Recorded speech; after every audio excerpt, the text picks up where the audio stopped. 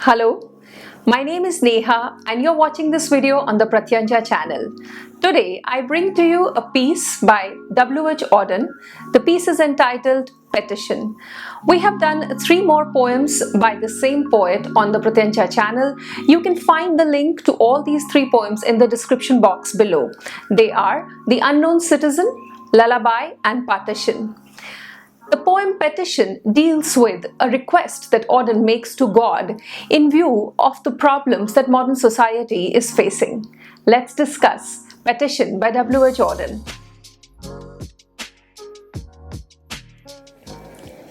Petition by W.H. Auden.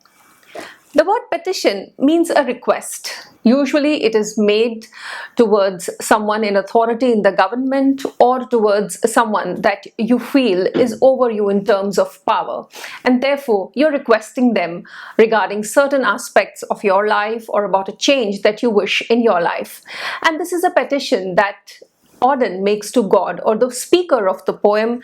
Auden probably imagined himself, but he imagines a protagonist, and that speaker of the poem is making this request to the Almighty. And he also mentions the word sovereign, someone who has absolute power over a certain context.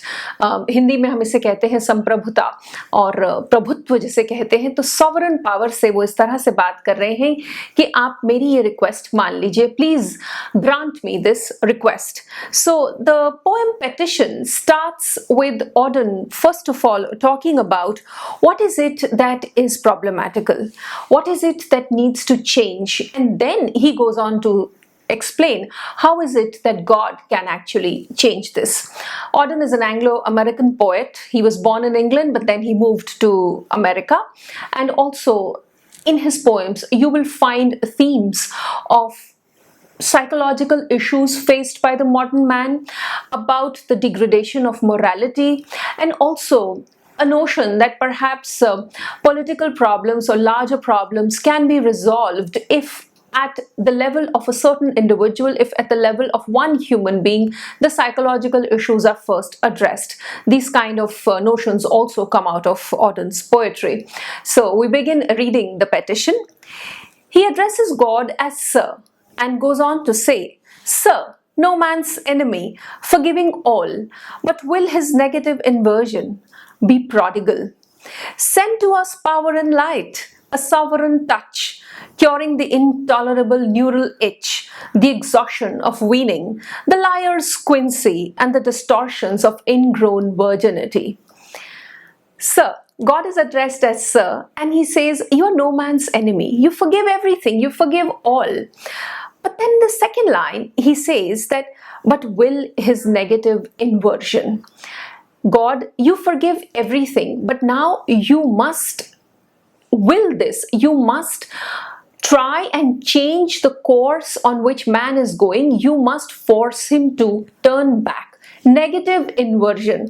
Man is following an inverted path, a path on which he shouldn't be moving, he shouldn't be going. So you need to have a negative inversion, basically bring him from the wrong path into the right direction. It's an interesting turn of grammar that Auden uses here, and I personally think that he's basically, with the pronoun his, he's talking about the man, and he says that you are no man's enemy, you forgive all, but now you must will, or you must say that this is your intention, that the man has to go through a negative inversion. Basically the path that he's on is already a path of inversion. He's taking an inverted, convoluted route, and now there needs to be a negative inversion so that the man is turned towards things that he really should be doing. You must do that. And then in the end of the sentence he says, be prodigal, please be generous, please be open-hearted, be generous, and make sure that man changes his route to follow the right path. And he's brought almost a U-turn he takes and goes into the right direction. And you can do it, God. I petition you, I request you that you please do it. Send to us power and light. You must give us some power, you must give us some light. Light in the sense of enlightenment, in the sense of clear thought. Power in terms of affectation, that you are able to, first of all, dream your dreams, put forth your aims, and then follow them to their fruition, to their completion. And then he says, we need a sovereign touch. We really need your help, God, because you are the one who has the power over this entire eternity, this entire context. And with your touch, we can then move further in the right direction. And you can cure the incurable or the intolerable neural itch. We all are going through a lot of psychological problems. Modern life is not easy. Auden is writing this poem in the decade after the First World War, and there has been a lot of problems that men have faced. There has been the problem also of migration, that people in the newly industrialized world are moving from their villages, from their native places to large cities, and they feel a sense of a loss of identity, and he feels that this gives rise to a lot of mental issues, a lot of neural issues, and they are not able to figure out or find out or identify the right direction for them, and they are caught up in a lot of ways in ideologies or maybe in social constructs which are taking them away from what is their natural purpose. And he feels that now you only can cure this neural itch, this mental health problem that we have, that we can't really figure out what is the right path for us. And then he says, you only can cure the exhaustion of weaning. Weaning, when a baby is taken away, or the phase in which the baby is being given mother's milk comes to an end, and then the baby is weaned. So he says this is the exhaustion of weaning. Perhaps this is a notion to say that people have been weaned away from what they felt was their natural context. Like I said, that the issue of migration is very prominent in these years. And also this could be a notion to say that people have been weaned away from the natural grace of God, from the blessings of God, and now they're exhausted because they do feel that they're not getting as nourished as they were either in God's benign presence or when they were in their village or in their town and before they moved to this large city. These could be multiple notions that this weaning could imply, but basically it means that people have known a phase in which they were nourished either by their parents or by the God Almighty, and now when that phase has come to an end, they feel exhausted, they feel directionless. You can cure the liar's quinsy. Quinsy is almost another word for tonsillitis. People are lying, and that is almost like a disease in their throats, and only you can cure it. We are living in an existence which is morally not very strong, and God, I request you, I petition you, please cure this. Only you can do it with your sovereign touch. And also the distortions of ingrown virginity.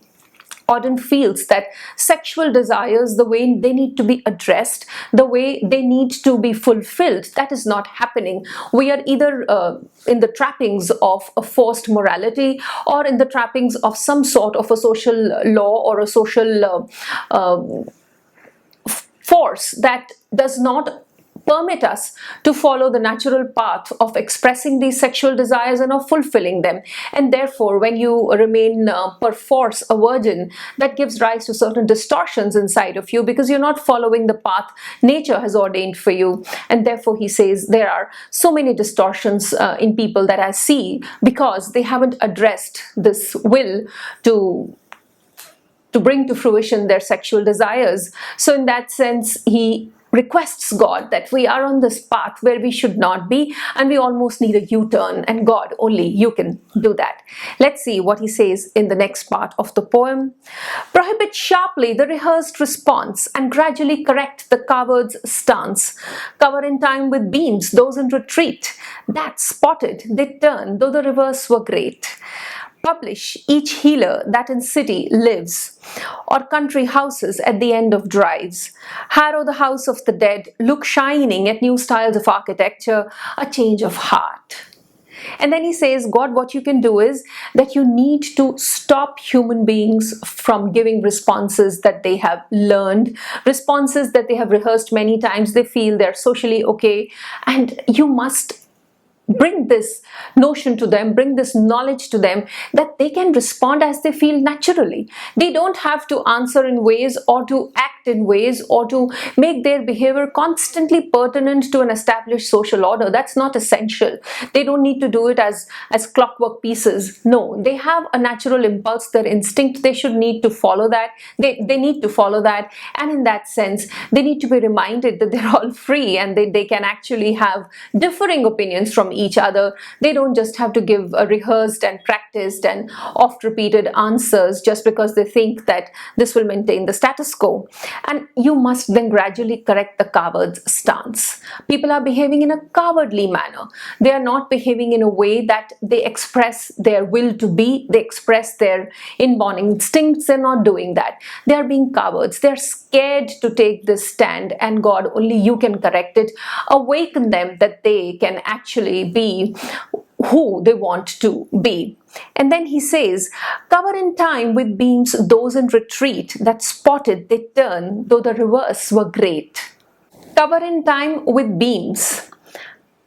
Send out the beams of your light and enlighten them, show them the way. And these are people in retreat. So they're spotted, you know that you need to enlighten them. They turn, and it would be really nice if they would completely reverse their direction and come to you. They might feel that they are happy in the path that they have chosen, and they don't want to do this because to be enlightened, to be actually awakening your natural desires, your urges, to be actually giving way to your instincts can be a difficult thing to attempt. And perhaps they have grown used to this life of escapism. Maybe, but then God, you have to enlighten them. Just rain out your sunbeams, enlighten them so that they can know what is the right path for them.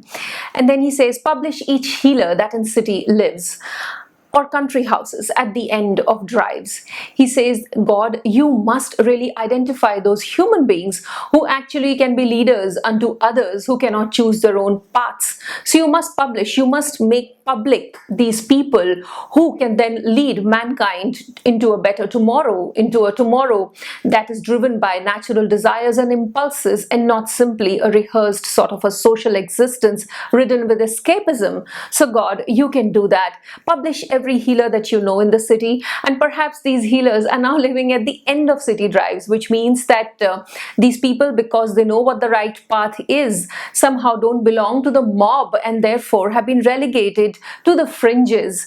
Come on, awaken each one of these as well and bring them into the light. Establish them as the leaders of the people so that the people are led into a light, led into the beams that you're showering unto them, so that they realize the real purpose of their existence. And in the end, he says that harrow the house of the dead. There is a lot of escapism, there is a lot of living just for the sake of living. And here again, it's a metaphor. He's not really saying that you destroy the houses of the people who are living like this, but basically he's saying that harrow is to trouble someone, and is to basically make sure that they are not able to conduct what they wish to conduct. And therefore, God, you must harrow these instincts in people which are pushing them towards death, which are pushing them towards the opposite direction of life and of creativity. So harrow the house of the dead and look shining at new styles of architecture, a change of heart. Let's look at new things that are coming about, the creativity that is possible, the new ways of living that are possible. And these are shining paradigms of what humanity can be, what humanity is capable of, what humanity can awaken into. And then it'll be a change of heart. Again, architecture is a metaphor for any sort of creativity that can come about. So Auden largely here is saying that God, you must awaken these people. I petition you. You must shower your light on them. You must inform them that the path that they have chosen is going towards death and not towards life. And then they would really work towards bringing their instincts to the fore, realizing that they are a force of nature and they can use this force of nature towards creativity, towards a happier, more bright and more innovative tomorrow, which is not happening because they have chosen the path of escapism. So he's petitioning the Lord. The Petition by W.H. Auden. Thank you for watching. Please subscribe to the channel, and if you have anything that you need to say to me, do comment in the comment box below. I'll see you again with another video very soon. Goodbye.